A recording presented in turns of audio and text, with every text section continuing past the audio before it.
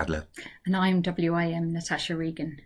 Welcome to the third video in our series on AlphaZero's opening strategies. In this video, we feature one of the sharpest lines in chess, the French Winawer poison pawn variation.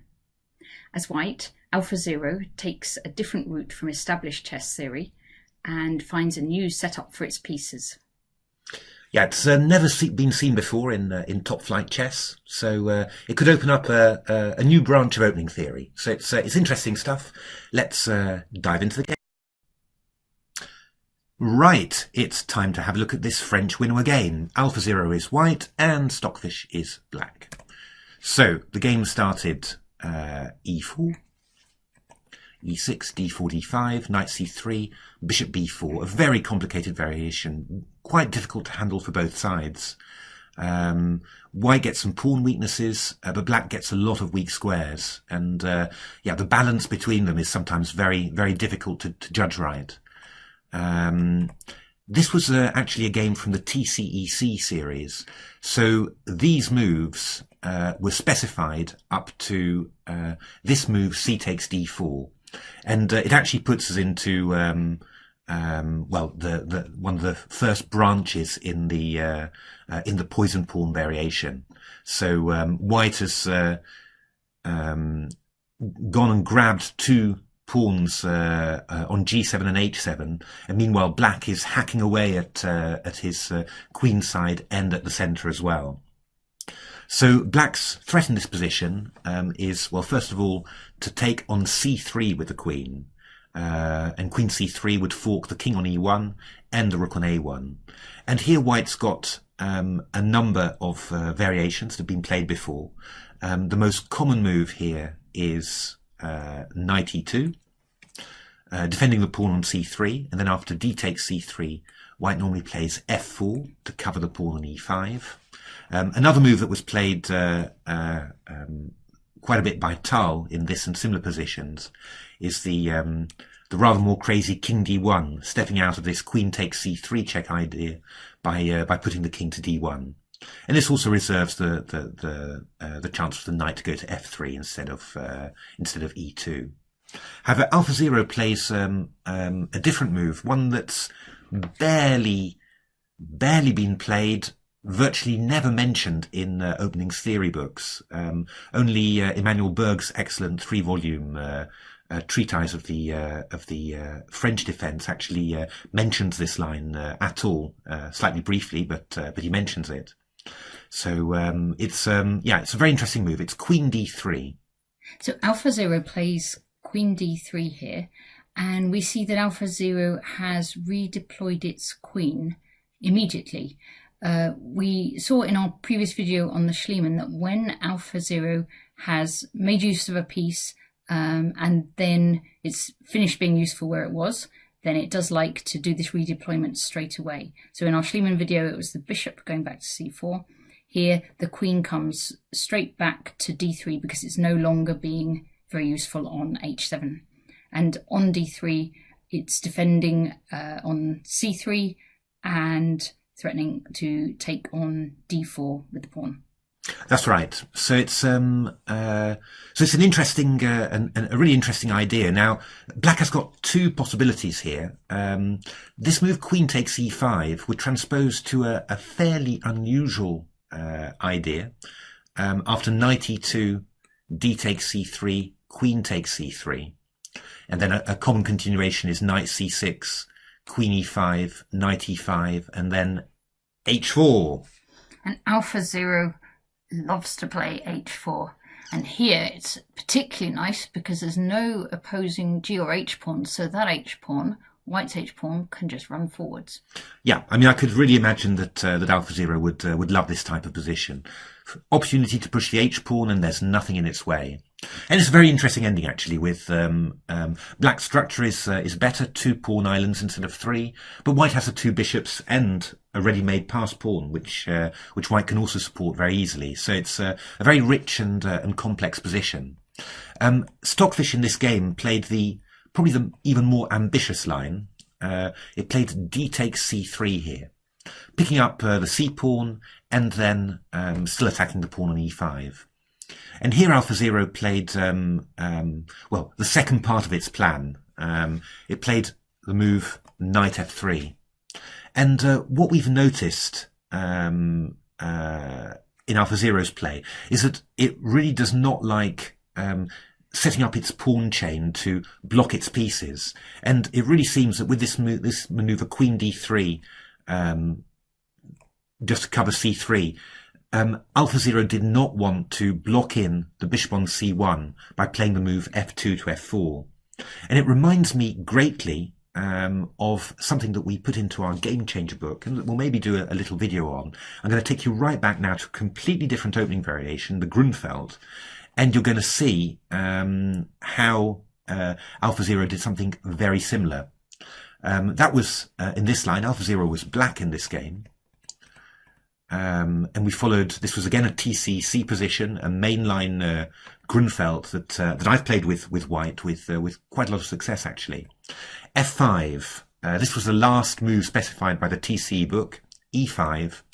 And now AlphaZero was clearly desperately unhappy that its bishop on C8 wasn't able to get to F5, that the diagonal was blocked, because it played this incredible novelty, never been seen before, F5 to F4, just with the idea of freeing the light square bishop's access to F5. And actually, after bishop takes F4, AlphaZero played the even more amazing knight B4, A3, and then knight back to C6 again, purely with the idea of weakening light squares around the white king. And after the further moves here, and then a second pawn sacrifice B5 to open up the B file, yeah, AlphaZero was really going for it. And the fact that this bishop had access to F5 with quite unpleasant checks was was very, very important. And I think this idea reminded me a lot of in the conceptual terms of AlphaZero's plan against the Winawer here. No F2 to F4, supporting the pawn on E5 but blocking in the dark squared bishop.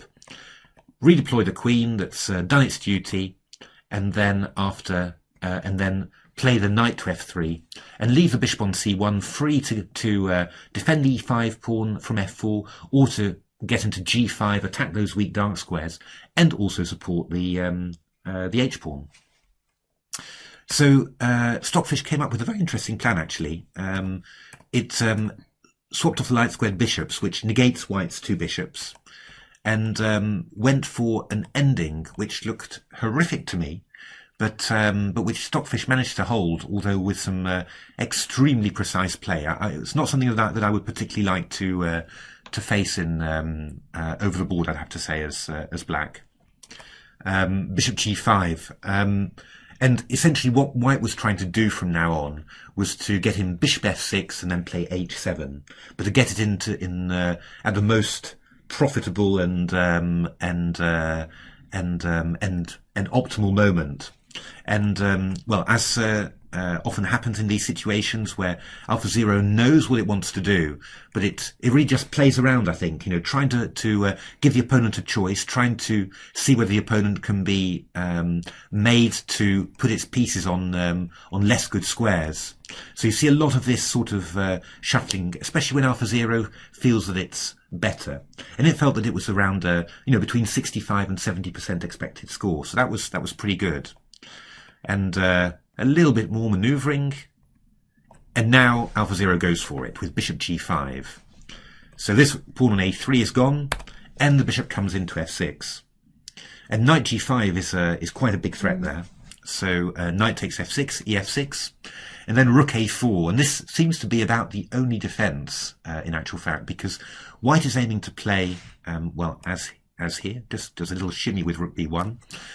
White's actually aiming to play rook to G5 and rook to G7, and then knight G5 and H7, and it's complete carnage. And it's the H pawn that's going to make the move. It's the H pawn that's making all the difference. So, but Stockfish, finds these incredible defences, and it always ensured through all this manoeuvring that it would be able to meet rook H1 with rook G4.